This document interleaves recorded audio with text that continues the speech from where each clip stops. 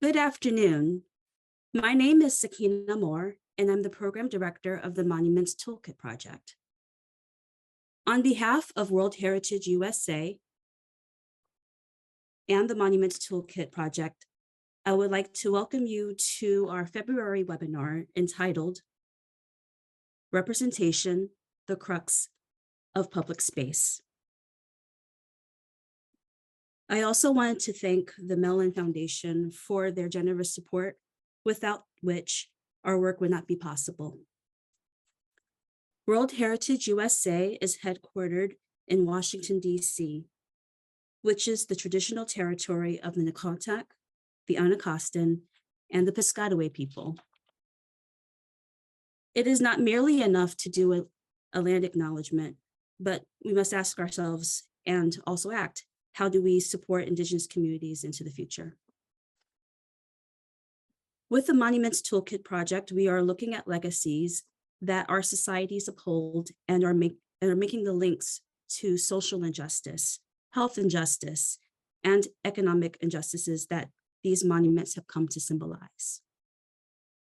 We do this by uplifting stories that were ignored and untold, by inviting conversations as we get into these uncomfortable places. We will also offer a toolkit for communities that are facing controversial and oppressive monuments, whether it is removal, reinterpretation, or a recontextualization. We invite you to visit www.worldheritageusa.org to sign up and receive updates on the work that we're doing. Again, welcome, and I want to introduce you to William Humphrey, Program Associate for Research and Publications, who will be moderating this webinar. Thank you, Sakina, for the introduction. Greetings, everyone, and welcome to our long-awaited first webinar for 2023 for the World Heritage USA Monuments Toolkit webinar series. I'm a little under the weather today, so if there's anything I might say wrong or might have misspoken on, please forgive me and I'll do my best. So I'm actually very interested in this topic. As written in the description, usually it is the institutions or museums or interpreters that are the ones that speak and are highlighted for the work of creators. And while this is fine, there's always a need for a platform. I felt that it's very important to grant creators the opportunity to speak for their own work. And I believe that with these unique perspectives, we'll have an opportunity to better navigate the challenges that we face in contemporary public spaces. So today, we will be examining the elements of representation and the methodology behind each artist and each designer's work. Please join me in first welcoming Omaid Sharifi. Omaid Sharifi is a curator, activist, and the president of the art group Art Lords, or WARDIS, and fellow at Harvard University. Mr. Sharifi is a board member of Civicus and a board member of the Atlantic Council's Millennium Leadership Fellowship alumni and a laureate of Global Pluralism Award. Please welcome him to the webinar.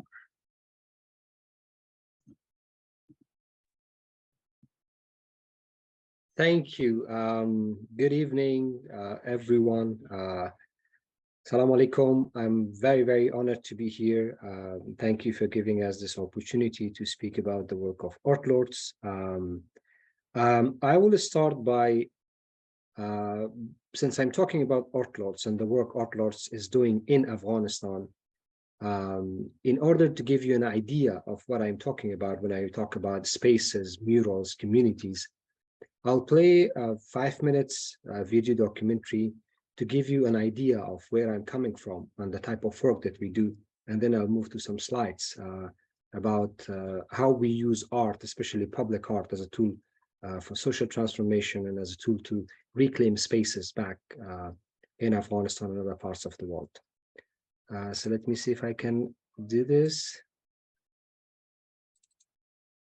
Okay.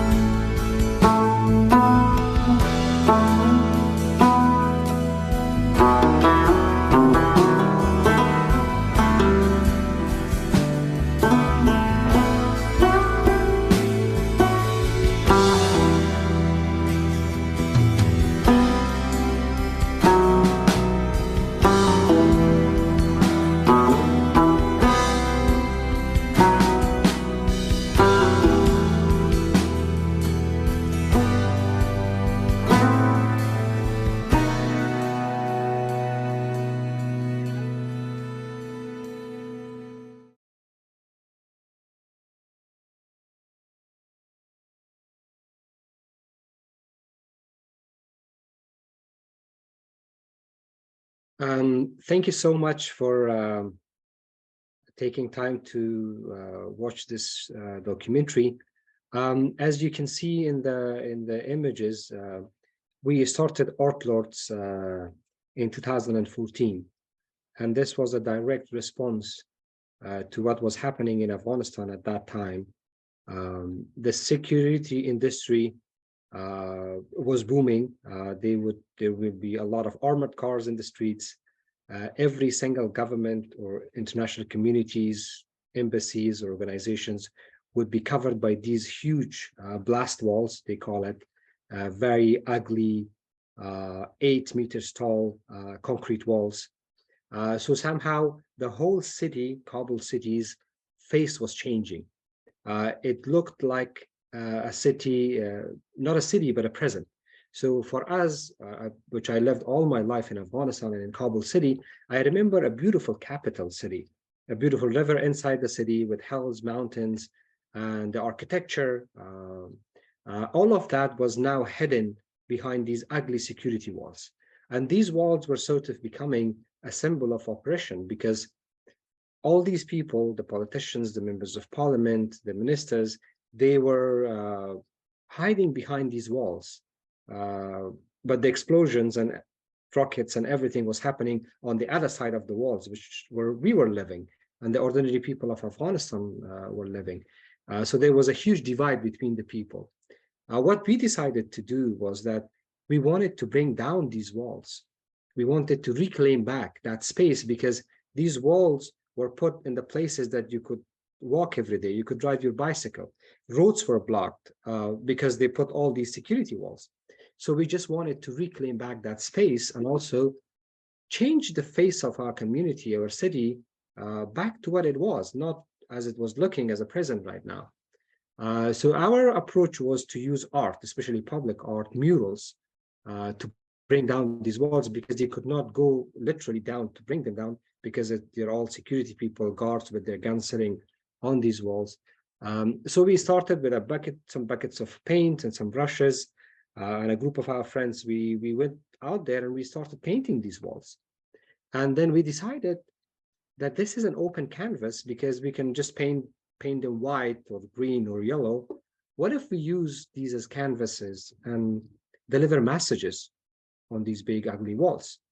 So we decided painting murals, and the first mural we painted, and you see on your screen, this was a mural, a campaign we started against corruption, because corruption was in Afghanistan, and we were on the top list of 3 or 4 most corrupt countries according to Corruption Perception Index all these years. So by bringing down these walls, we also started a campaign which was very close to the people, close to the community. And this was something that people of Afghanistan wanted, because the people were not corrupt. These politicians, these international community workers, they were very corrupt. But the ordinary people of Afghanistan were living in a very poor life under the fear of terrorism and all of that. So I see you campaign with a pair of eyes saying that, I know you're corrupt, I know you're stealing my money, we will take you to justice. So this campaign started in Kabul with murals in different parts of the city. And slowly and gradually, when we were painting on the streets, on the first day, we got a lot of people, like everybody who would cross by that street, they would stop by and then ask questions. They were really curious, because I do not think this was happening in Afghanistan before, that the group of people would come over on the streets and start painting these walls. It was very interesting for the ordinary people of Afghanistan. And once they stopped to ask questions, we would invite them to paint with us. This is the time that you're creating a platform where you're having conversations about your community, about your grievances, about your challenges. And then we would explain that we are painting a mural about corruption and how to fight corruption. And then they will be more interested to be part of this campaign, because they were fed up with corruption. And then they would get this brush and start painting for as long as they wanted to. And it doesn't matter if you're an artist or not, if you're a kid or a woman, anybody was welcome and is welcome to join painting with us. So every mural we painted, from 50 to 200 people joined on each mural. And it was spontaneous, and people, and next time we would be on another street, everybody would come in and join in because they knew what we are doing. This is a volunteer movement of artists and activists coming together to bring down these walls and also raise issues about very important social issues. As you can see, like a mullah, a religious scholar of Islam, with a young person, all of them just joining in and raising their concerns and issues. And at one moment of time, we realized that this is also giving the people a platform to raise their voices, because we thought 90% of the population in Afghanistan, they do not have a way to communicate their grievances, their challenges. They do not have a voice. And somehow these murals were giving them a platform to raise their voice. And it became a voice for all those voiceless people. And then we decided to do different themes, starting from fighting corruption to issues of countering violent extremism, issues of human rights, women's rights, education, public health. So every issue which was very important to the community, and they wanted to address that issue, they would invite us to those communities, and then we would start painting with them on those walls. For example, murals about countering violent extremism and humanizing these numbers. For the last 20 years, since 9/11 in Afghanistan, every single day, between 50 to 100 people was dying in my country, in Afghanistan, in every corner of that country. I lost members of my family. I've lost members of my team. There's no single family in Afghanistan that I've not lost in terms of human blood and treasure. We wanted to humanize these numbers because every news, you would say 50 people killed. And these are 50 human beings. These are sisters of somebody, brother of somebody, son of somebody. So we were doing a series of murals, although it was very depressing, but we had to make sure we share these stories. For example, this young lady, 21 years old, Qudsiya, she was going to university when an explosion happened, and she was killed. So our question to all these terrorists were like, who are you killing? These are ordinary, innocent humans that you're targeting every single day. And these kind of murals sparked a huge conversation among different groups and in different parts of the country. At the same time, if you could see this, these blast walls somehow disappear, because before this, it was an ugly concrete wall on this main road. And then you put this mural, it sparks a conversation and also somehow brings down these walls. And also we would use street theater because imagine I grew up in Afghanistan all my life. I don't recall a day that I would go to a museum or an exhibition opening or a theater show, because all my life, when I was born, the Soviets had invaded my country.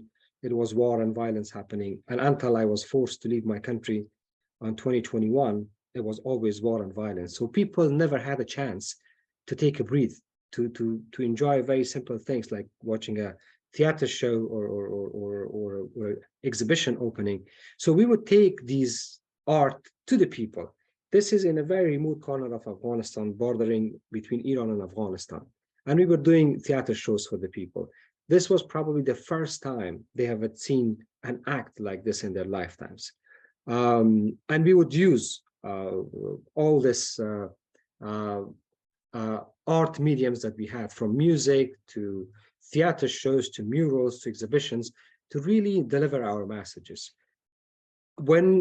By 2021, when the Taliban took over Afghanistan, once again, we had done 2,200 murals all over Afghanistan. And just imagine, from 2,200 murals, only 3 murals were destroyed. The rest of them were all there because the community was protecting it.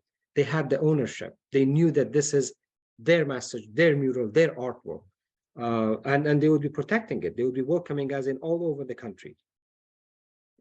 Another aspect of the work that we were doing is art therapy, which is still continues both inside Afghanistan and outside Afghanistan for the Afghan refugees. and Ukrainian refugees as well. In countries like myself, you don't have a lot of options to get help. You're going through a lot of trauma, anxiety, depression, panic attacks, and violence, but there's no way that you could get help. So our art therapy sessions were really helping a lot of people in universities and schools to just express their trauma and anxieties in a very peaceful way. We have been doing a lot of exhibitions around the world and also in Afghanistan, and that work still continues. We have an active exhibition right now in Toronto, an exhibition in Seattle, an exhibition in Pakistan. So we have been doing a lot of exhibition to show a different face of my country, Afghanistan, because we're always, the mainstream media shows that it's explosions, drug lords, warlords. That's a reality of Afghanistan, but a small reality of that country. We are a very big, beautiful country, but we never have a chance to show the other aspects of our lives. In 2021, unfortunately, I was in Kabul and painting a mural when the Taliban took over my city again. It's a long story how I managed to get out. I spent a week in Kabul, and then I was evacuated to Abu Dhabi, and then from Abu Dhabi to the US. But the first thing the Taliban did, they destroyed all these murals. So they even did not wait a week to announce their government. They had these lists and they came over and they started painting. For example, on the left side of your screen, there's a mural we painted in Kabul city. It was a mural, it said, "I see you." This is a deal that the ambassador Khalid Zad of the United States signed with the Taliban, which is a terrorist group. They signed a deal actually on February 28, 3 years ago. So they signed this deal. We made a painting about it. And then when the Taliban came back, they just painted it over white and they wrote a message saying that these are propaganda from the infidels. So this is what happened to almost all of our murals. When the Taliban took over, they closed down our gallery. They tried to arrest some of our staff and members. They came to our offices, and some of us had to leave. We were forced to leave. Some of us are still inside the country and trying to continue the work. But the murals, most of them are not there anymore, unfortunately. Like this one was on the walls of the American Embassy in Kabul. The mural name was "We Are the Future of Afghanistan." And then this is there, the flags of the Taliban, which is now covering all around the embassy. What we do right now is we're repainting some of those murals in other parts of the world. Cities in the United States or other parts of the world are hosting us to paint and preserve those murals. We are also doing a lot of art therapy sessions with different refugee communities because a large group of Afghans have been evacuated to the United States and they have lost everything, like myself. And I think giving them a chance to paint and connect with their identity and with their country, it really helps them a lot. We are also doing a lot of light shows, movies and documentaries to showcase the activism and the artivism of art lords while we are outside the country. So thank you very much. This is a bit about art lords and what we do. I hope you enjoyed, and I'll be very happy to answer any questions. Yes, thank you so much, Omaid. Amazing presentation. And for our second guest speaker, up next we have James Den. Based in the Los Angeles area, James Den founded the design practice Studio Folia in 2010 to engage in public art projects that aspire to connect people to memory and place. James holds a master's degree in landscape architecture from the University of California, Berkeley, and has a master's degree in public health from the University of California, Los Angeles. Born in Saigon, James and his family came to the United States as refugees in the aftermath of the Vietnam War. Please join me in welcoming James Den. Hi, thank you. It's a great honor to be here today. Uh, Let me start off by sharing my screen.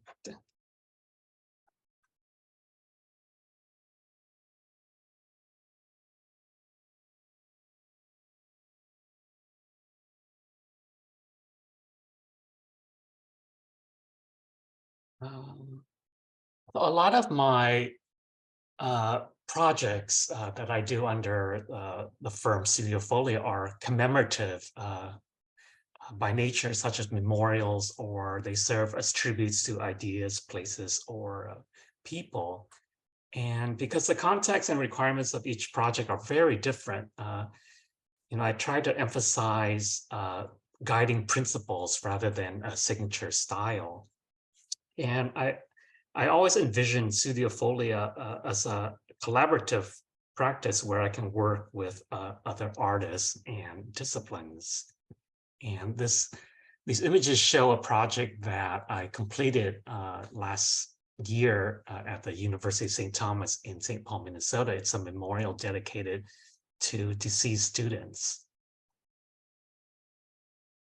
And this next project I completed in 2017, it's located in Little Saigon, Westminster, California, which boasts the largest community of diasporic Vietnamese people outside of Vietnam. And this project had personal resonance for me because my family and I had come to this country as refugees in the aftermath of the Vietnam War. And so this project is a retelling of a traditional Vietnamese origins myth that speaks about the founding of a new community out of the ashes of war. In this project called the Equity Fountain, which was completed during the pandemic in Helena, Montana, this project will be the focus of today's presentation.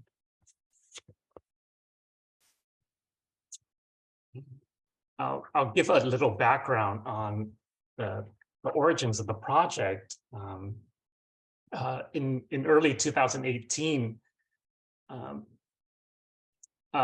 I and another sculptor named Michael Stutz applied as a team for this call for this art project. And I would be the design lead and Michael would be the fabricator. And the request for this project simply stated that in 2017, the city of Helena, Montana, removed a fountain and an organization, a committee called the Equity Fountain Project was born after they removed the fountain. And they wanted a new project that celebrates equity, equality, diversity, respect, generosity, compassion, tolerance, service, peace, and justice.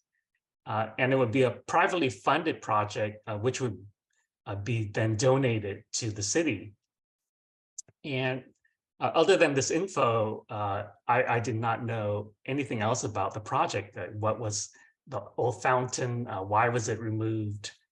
And so after submitting the application, 4 finalists were selected and we were given a stipend to create design proposals. And the proposals were then displayed at an art museum in Helena for public comment. And eventually my team was selected as the winning design. And the winning design is shown here on the image on the right-hand side.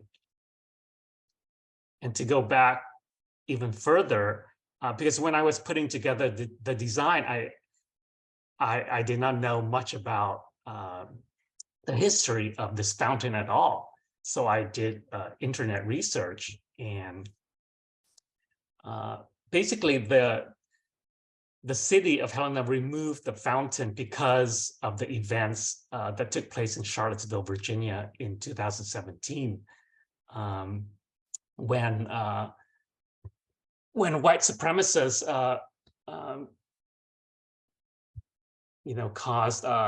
created spurred some violence, and in the ensuing clashes with counter-protesters, resulting in 1 death and 30 people being injured. And so immediately following the event in Charlottesville, the Berrigan Indian Caucus of Montana, they put out some opinions in the local newspapers, in Montana newspapers, calling for the removal of the fountain. The editorial stated that white nationalists, neo-Nazis, alt-right, and any other groups that propagate hate, discrimination, violence, and bigotry have no place in our country. These groups dishonor the basic principles of equality on which this nation exists. And so the city of Helena held a public hearing on the proposed removal of the fountain. And within 24 hours, it was decided that the fountain would be removed. So on August 18th, city workers removed the fountain. And there, and as you can see in the photo on the lower right-hand corner, there was some protest, but it wasn't, the protests were by no means large at all. And to go back in history even more, why did this fountain have such a resonance in a negative way for some people? And it turns out that this old fountain was the only monument to the Confederacy located in the northwestern US. And the fountain was commissioned in 1915 by a chapter of the United Daughters of the Confederacy. And then it was donated to the city in 1916. And this, you can read this quote from a newspaper at that time that documents the opening ceremony.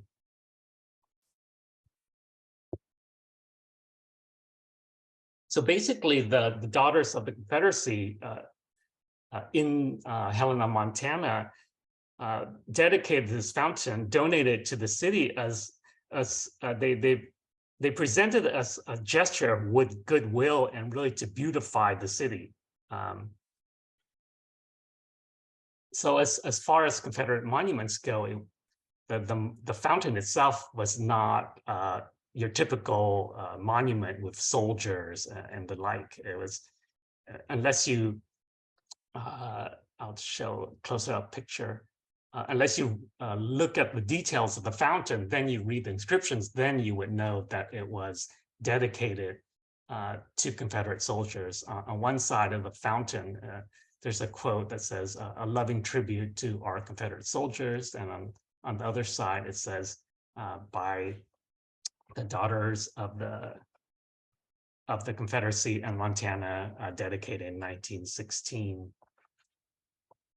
And over the years, people really, I was told that people didn't even realize that this was a Confederate monument at all. And most of the time, the fountain didn't even work.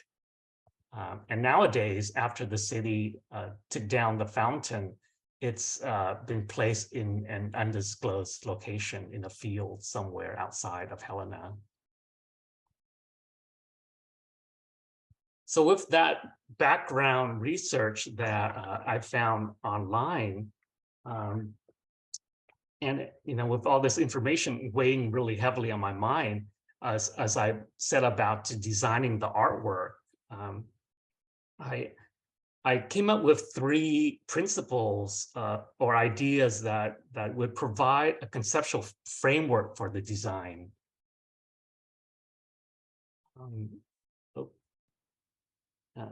The first is to emphasize what connects people, and what we share and what we have in common, as opposed to what divides us, as embodied by words such as equity, diversity, respect, compassion, tolerance, peace, etc.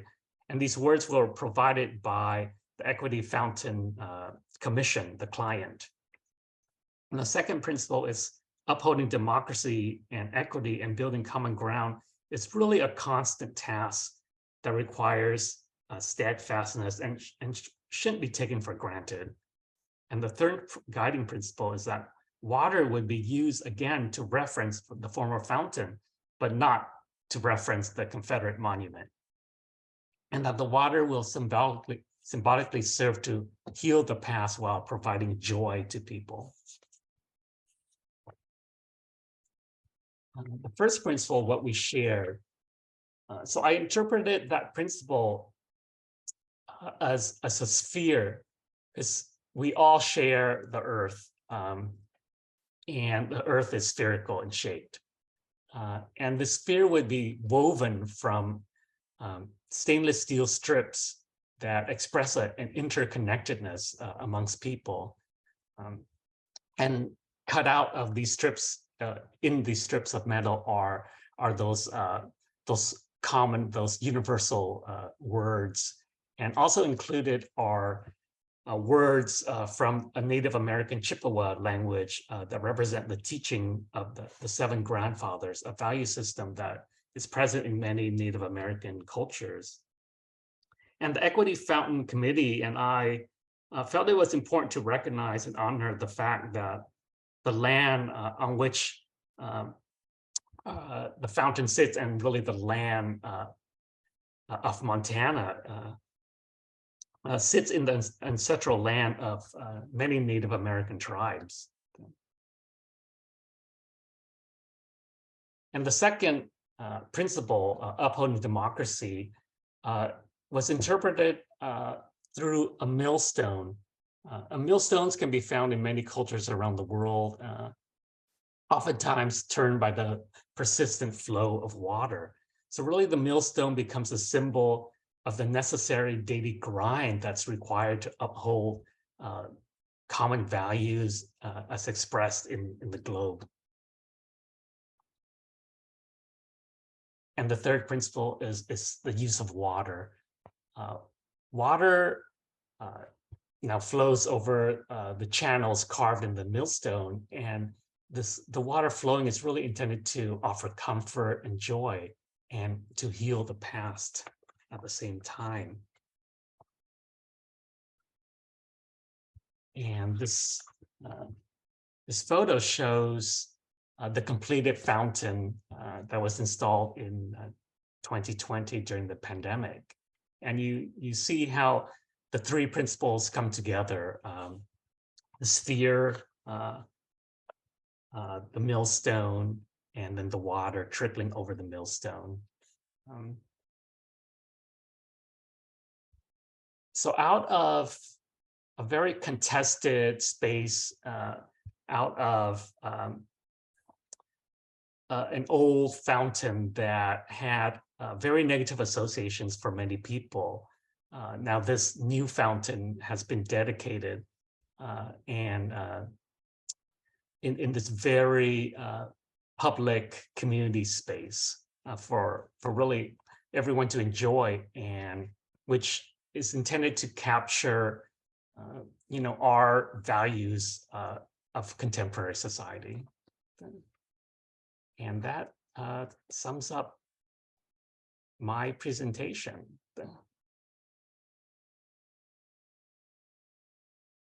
Thank you, James, for that wonderful presentation. And now, although it's a bit early, I will start opening up time for Q&A from all of our viewers. You can submit your questions by opening the Q&A box, and then you can send over a question or a comment that you would like to ask me or any of the guest speakers, and we will respond accordingly.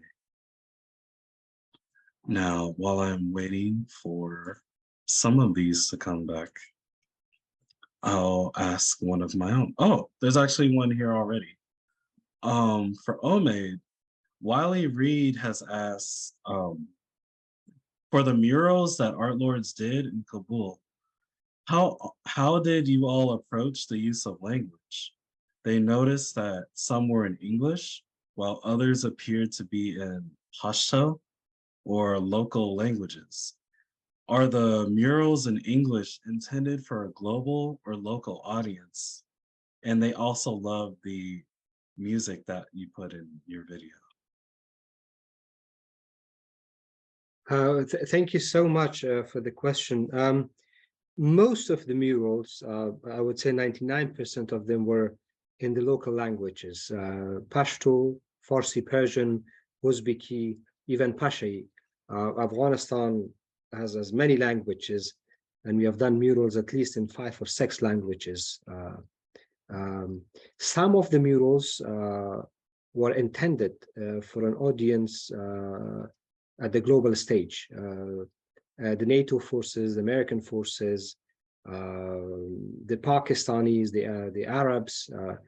Somehow, if you see in Afghanistan for the last 45 years, we have been a battleground for all these bad apples coming from the Saudis, from the Emiratis, the terrorists supported by the Pakistanis. So we had murals which were in Urdu, targeting the people in Pakistan, in Arabic, targeting people in the Arab world, and also English for those as well. So, but this could have been like probably 10 to 15 murals in total all over Afghanistan, but the rest were all in local languages.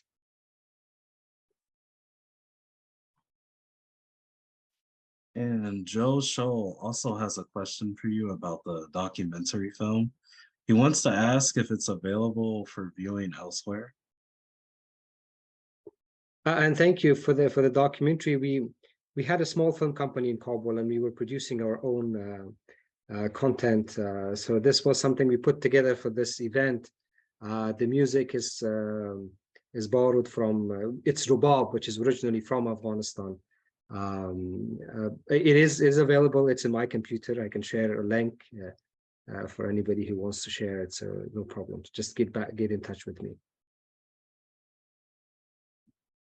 I had a question I wanted to ask you, James. I was curious about your initial reaction when you and Michael found out about the original monument.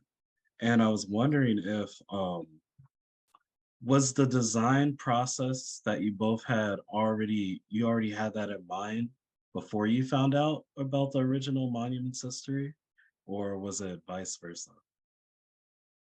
Yeah, as I said, the request for qualifications really didn't say much about the project at all, and only through digging deeper did I realize it was, a Confederate monument, and that fact really just, I think, made the project much more interesting personally. It was challenging, and so we did not know it was the Confederate monument before we started designing. So really, knowing that it was a Confederate monument really led me to like set up those principles, like I said, to create a framework for the design. Otherwise, it would have been just very challenging, and I wouldn't know what direction to take. Because there was a small faction of people that, of course, that wanted the old monument to remain, but then there was a majority of people, and the city decided to remove the monument, so it was still contested, and I believe it still is, but I think that's the interesting aspect of the project, in that it's still an evolving conversation, and the artwork is there, and it's supposed to evoke conversation. I have a question for you from Barbara Little. She thanks you for showing a fascinating presentation, and she thinks that you were introduced as having a background in both landscape architecture and public health, and would like to ask if you could say a bit about how you combine both the fields of landscape architecture and public health in your public art. Really, both landscape architecture and public health has taught me to look at sites and projects and programs from a very comprehensive point of view, rather than looking at art as just an object. I really try to look at the context of the community, and these larger issues that all informed. I mean, even though it might not come out in the final artwork, but it does inform the process. I have one more question from Elizabeth Paliga. who asked James, did you know why Helena did not state outright that the fountain coming down was a Confederate one? And wouldn't that have potentially brought a myriad of different proposals? It, first of all, the project for a new artwork to replace the old one was an initiative by a community group, so it wasn't initiated by the city at all. The city was going to leave the site blank. Their main goal was to take down the fountain, and that was it. So after the fountain was removed, a community group formed a committee called the Equity Fountain Committee to seek a replacement for the old fountain. And I can't speak for them, so I don't know why they didn't, provide more information on the call for artwork. Yeah. Okay. I'd like to ask Omaid, I saw in the video that art lords were doing their murals at many different times of day. And I wanted to ask if there was ever a need for you to work at night for either safety reasons or maybe, the area was like less crowded, so it would be easier to spot any potential danger. Thank you. We were doing a lot of work in the night as well. The process of our work, in order to get everybody to paint with us, we had to sketch it beforehand. So it's like paint by numbers. And every night we would go and sketch the murals. And then the next morning when people are coming, then we would just give them the brush and show them this little piece and tell them to do it blue. And then after like 5-6 hours, they will see a beautiful mural. So that was the process. And security was one of the biggest challenges because 3 members of my team were unfortunately killed in explosions. So we had to be very, very careful. I had to change my vehicle. I had to change my house where I was sleeping. And this was happening like every other week. And when we were going to paint in a location, we would never publicly announce it. Because we did not want to be a target. So we would spontaneously arrive at that location, start painting, invite everybody to paint, and then leave. So that was our strategy. And a lot of the murals and the graffiti that we would do, we could not claim all of them. So some of the work that we did during the nights, especially the graffiti, which was really, really political and against the Taliban and the current sitting government, so we would not claim it. None of our murals or graffiti has any logos or any identifiers. So we would just, in a motorbike, we would arrive, do the graffiti, and then leave. But it would be very vocal and against the government. I also wanted to ask you about Kabul, and I did see while I was with Arch International that there was a period in Kabul where it was a very high fashion, highly cultural city. And I was wondering if there were any of your murals that were reflecting how Kabul had used to be seen by the rest of the world. Kabul is a beautiful, beautiful capital, as I mentioned it in my presentation, and as you can see in the video. Before all this war and violence, it used to be one of favorite destinations when the hippies were coming, or people in the region from Pakistan, India would travel to Kabul to, for example, watch the premiere of a new movie. Kabul University used to be, I think, the top university in the region for a while. Students from the Central Asian countries, from Iran, from Pakistan would come and study at Kabul University. Unfortunately, when the Soviet invaded Afghanistan and then all this brainwashing and mujahideen and war against the Soviets started, so that was the downhill, and since today, so we cannot really take a break from all this nonsense violence. But for me, who grew up in Kabul, and all my parents and grandparents have been from Kabul, seeing the city become like a security zone, like a prison, a place that I used to play football on all those sidewalks, on all those streets, ride my bicycle, go to my school. So those roads were completely blocked. So for us, it was really important to reclaim back those spaces. And the city it never went back to its glory and beauty, because the city was going to host like 500,000 people at maximum level, and then we had 6 million people from all the provinces who were displaced internally.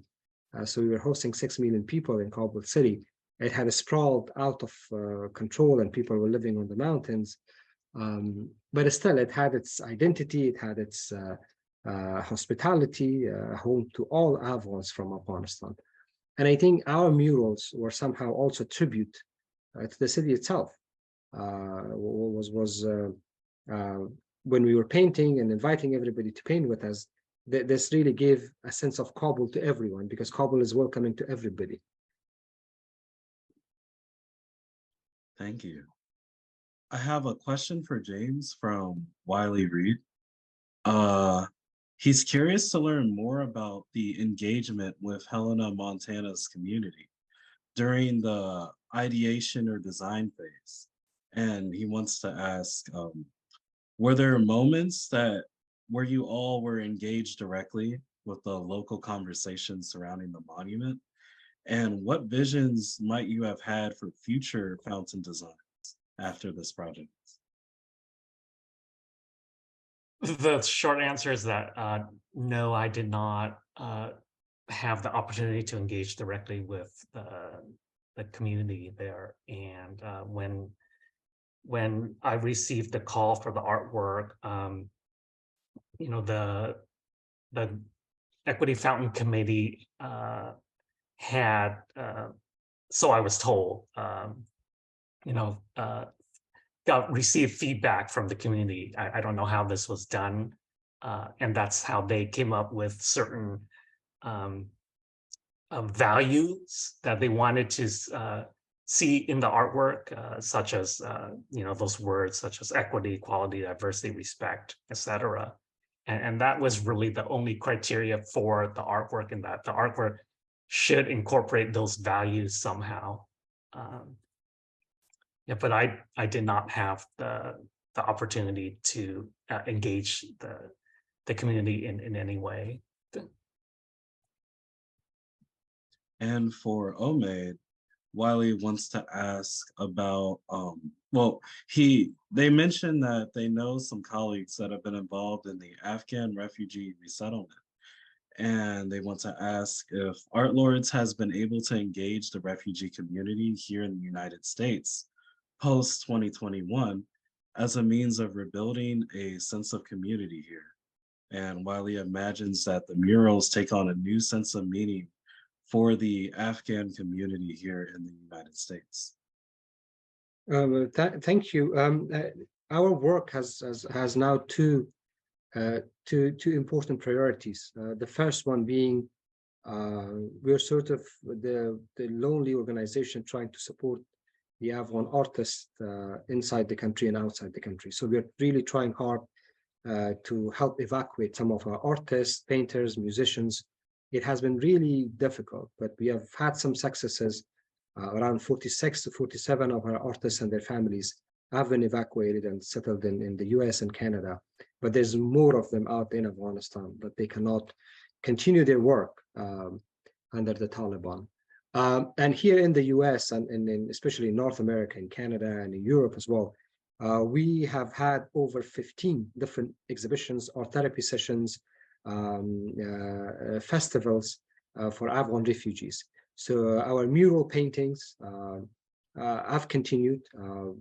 We have an exhibition right now called Afghanistan, My Lab in Toronto at the Aga Khan Museum. The whole Afghan community in Toronto area has been visiting that exhibition. We have an active exhibition in Seattle right now, where at the Seattle Opera, where the theater on 1,000 Splendid Suns is playing as well. We just finished an exhibition in Virginia. So we have been connecting with the resettlement agencies. We have extended our help. Our team can come over do art therapy sessions, do joint mural painting sessions with their constituencies anywhere in the country. I have artists in Vermont, I have artists in Virginia, so we can travel, and we will be very happy if your friends or colleagues or whoever is watching this who are working with the refugees, Afghans, Ukrainians, Syrians, anybody, and they want to have an art therapy session, they want to have an exhibition, they want to do a joint mural painting, we are there. We will be very happy to come to your community and do this.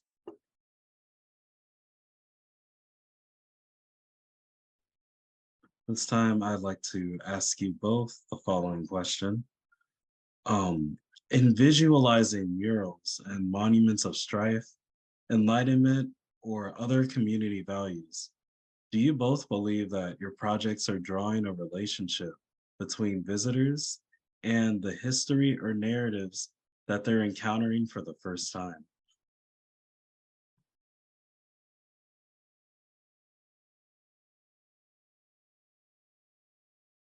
I can go ahead, James. I think for us, the relationship between our work and the community and the visitors has been fundamental. Because we started Art Lords and we started painting these murals, the goal behind it was also to encourage critical thinking. Because in Afghanistan, we were not taught critical thinking. Traditionally in our society, the younger generation, you're stopped from asking questions. So for us, it was that when we are painting these murals and when we are encouraging the community to come and paint with us, we are somehow encouraging them to ask questions, that why things are happening the way they are. For example, why Afghanistan should be one of the most corrupt countries. So we have to ask those questions from our members of our family, from the government, from the members, the people who we are voting for. So those are the kind of relationships that we wanted to build. Or when we were traveling to far corners of Afghanistan and we were doing theater shows, and this, for some of our visitors and audiences, this was the first time they would see an act, a theater show, and somehow they would be part of that show as well, and that show has a message for them. I think it had a long-lasting impact on their minds. And the moment they would just leave that brush behind and we put a seed of question in their minds, and when they're going home, they would be thinking about that. They would be talking with their families about that issue. Or when they were part of this street theater show or a music and dance show, and then they would be taking that message with them throughout their lives, because this was a medium which was not tested and experienced within Afghanistan. So our relationship with the community was that we would take the messages from the community, we would create artworks around those messages, and then we will do it, implement it back with the community. So I think it was somehow a community-led experience, and it's happening in other parts of the world as well. So we went to Sri Lanka, India, Pakistan, other parts of the world where we did these kind of experiments, and it really works.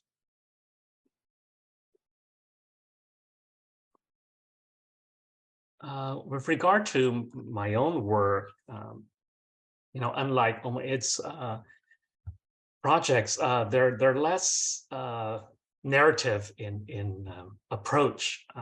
They're much more abstract, and so I think the intention is really to allow people to enter these spaces and allow them to interpret the artwork as they see fit, and they bring their own values, and so the artwork is really open to interpretation.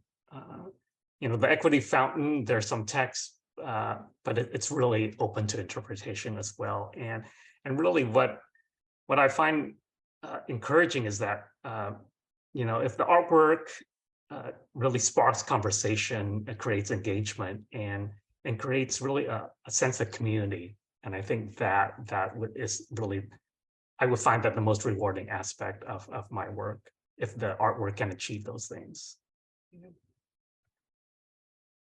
To respond to what you just said, so I had been in Korea for a few weeks, and I met with one of the original art activists for their Comfort Woman movement, and they told me that there was a particular piece of work that although was very effective, they didn't agree with because it directly challenged the force or the ideology that they were against. And at first, I didn't fully understand that, but they were trying to say, similar to what you just said, that by focusing on the community and highlighting the interpersonal values of the work, sometimes art activism can be even more powerful, even more successful in interpretation rather than creating a direct counter to the things that they've been facing. So I also wanted to ask,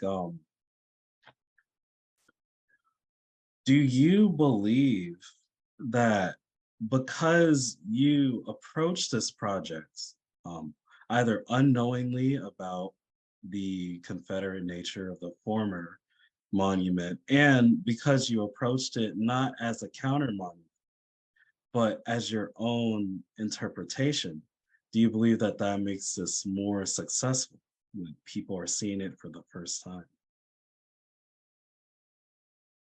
I don't know how successful it is from another person's point of view. But, just anecdotally, I've been told that the public has responded to the artwork in a very positive way, simply because it has created like a focal point for this space, whereas before it was really a neglected space, and only very few people even knew it was a Confederate monument.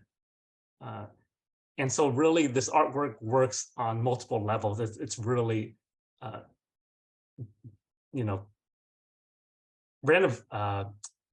sort of like bringing new life to this public space, and then it's creating a focal point for the community. I have one question each for you both from the Vice President of World Heritage USA, Destry Jarvis. First, for James, he mentioned regarding your Vietnamese diaspora art piece that you showed, he wants to ask, how was it interpreted for non-Vietnamese visitors? There's a plaque. But really, it's supposed to work on a very abstract level, in that you can enjoy the artwork whether you understand the story behind it or not. And I like to keep things on a very abstract level in that sense, in that it's open to interpretation, and it's open for enjoyment on multiple levels. It's in no way intended to be didactic or dictate responses. Okay. And for Omid, Destry asks, where has your recent work been shown, seen, or designed in Virginia? We just concluded an exhibition at the Tyson's Corner Center, which is a very big mall in Fairfax, Virginia. We had around 30 artworks which were rescued from Afghanistan. So when I got out, we had to rescue some of the artworks, the collection which I had at our gallery in Kabul, and it went through a whole lot of countries until it reached Virginia. So those rescued artworks were in exhibition for 2 months at the Tyson's Corner Center. We also did a couple of murals in DC on Peace Day last year with the USIP, with National Endowment for Democracy. We did a mural on democracy and freedom. And with the Afghan refugees, we did a couple of sessions of art therapy. So most of the artworks that are exhibited are the works that are rescued from Afghanistan. And the murals which we are focusing on are usually on issues of freedom, democracy, and issues of women's rights in Afghanistan.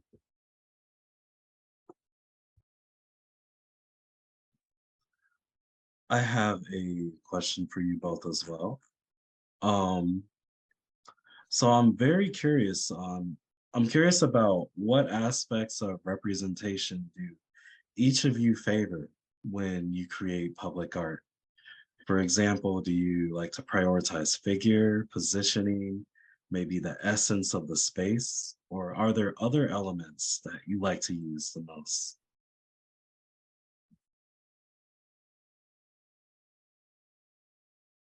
I can speak for my own work. It's really prioritizing and trying to understand and articulate the essence of a project and ideas, less on figuration, and the incorporation of text or more didactic elements in very minute, very subtle ways.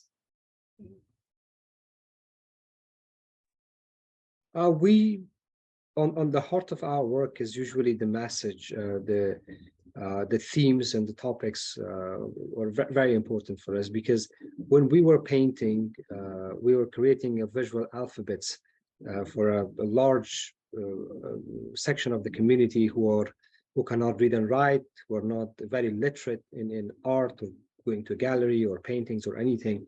So for us, it was very important that how easy and simply we can deliver messages which are very important. So our murals most of the time have texts included in them, and it's very easy for the eye and for an audience to grasp it and know about it.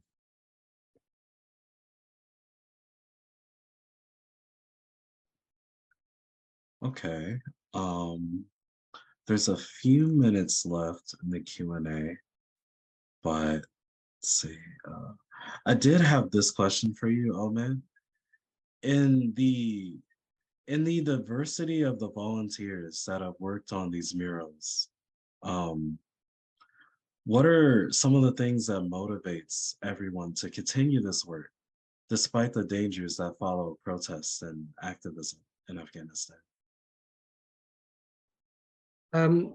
I believe there are moments in your life that you're really fed up with whatever is happening. And for us in Afghanistan, we really wanted to take responsibility and do something, because we could not wait for the international community to do something, or for the government, which was totally corrupt. Both the international community and the Afghan government was very, very corrupt. So waiting for them to provide solutions for our own problems was not helping. Or when the solutions they would bring would be copy paste of some other conflict, a project worked in the Balkans or a project worked in the Middle East, and they would bring it over to Afghanistan, and it would never work. So we were trying to find indigenous solutions for our own problems. And I think through that, it really, and we consciously decided to do this work, because this is my homeland, this is our country, this is the place we identify with. If we don't find solutions for our problems, nobody else will.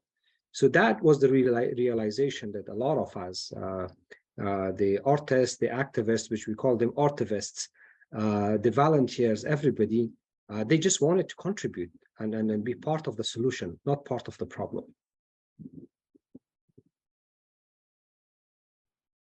That was a wonderful answer. Thank you. And this ultimately concludes the webinar for this month. I would like to give a heavy thanks to both of you, Omaid and James, for being able to join us today and for sharing your projects. Thank you so much. Thank you. And I'm very, very glad that people turned up. And I hope if you have questions or wanted to get in touch, please do, and have a very good day. And now we will close out with a message from Sakina Moore. Thank you, William. And I also want to thank Omaid Sharifi and James Dean for your insightful presentations. I also wanted to extend gratitude for everyone who attended today, and then also want to thank the Mellon Foundation for your generous support. Please be sure to follow us on our website at www.worldheritageusa for more updates on programming with the Monuments Toolkit project and with programming for World Heritage USA. I wanted to also invite you to next month's webinar, which will be held on March 23rd at 2 p.m., which the title will be Navigating Privately Funded Monuments of Oppression. At the end of the webinar, you will be receiving a brief summary, and this is if you signed up for the webinar. You'll be receiving a brief summary or a survey that we ask you to fill out, as this will help us make the experience for you better for future webinars. Again, thank you so much for being here, and enjoy the rest of the day.